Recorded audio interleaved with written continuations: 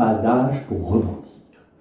Pourquoi est-ce qu'à 50 ans, on serait moins gonflé qu'à 20, 30, qu'à 40 pour rebondir? Surtout qu'on a souvent acquis de l'expérience. Pas juste de l'expérience professionnelle, de l'expérience technique, non. L'expérience de la vie, l'expérience des relations humaines. Et on a aussi souvent gagné un peu de liberté.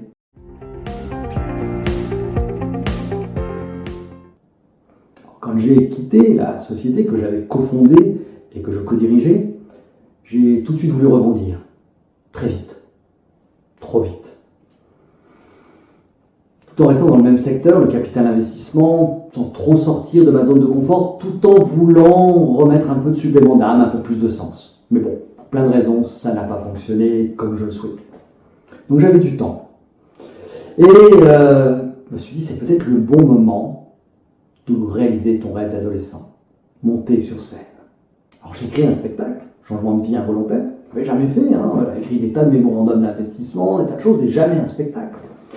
Et pour la première fois de ma vie, je suis monté sur scène le 19 octobre 2019. Et là, c'est la révélation.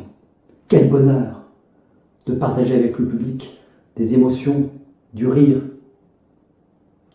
Donc aujourd'hui, ce qui devait être qu'un défi est devenu mon métier, est devenu ma vie.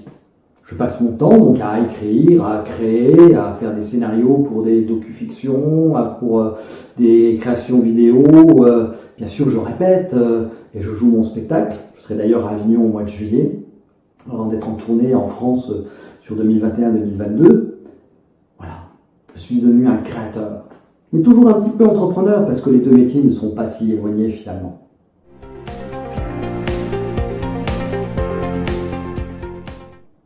Le regard des autres, ou plutôt la peur du regard des autres. Parce qu'on se dit, mais qu'est-ce qu'ils vont penser? Oh, mais qu'est-ce qu'il est ridicule de faire le rigolo! Oh, mais qu'est-ce qu'il fallait se mettre dans une galère comme ça? Mais au final, le regard des gens est plutôt bienveillant, compréhensif, curieux. Il y en a qui se disent, ouais, il est couillu quand même. Et puis peut-être que je vais faire des émules.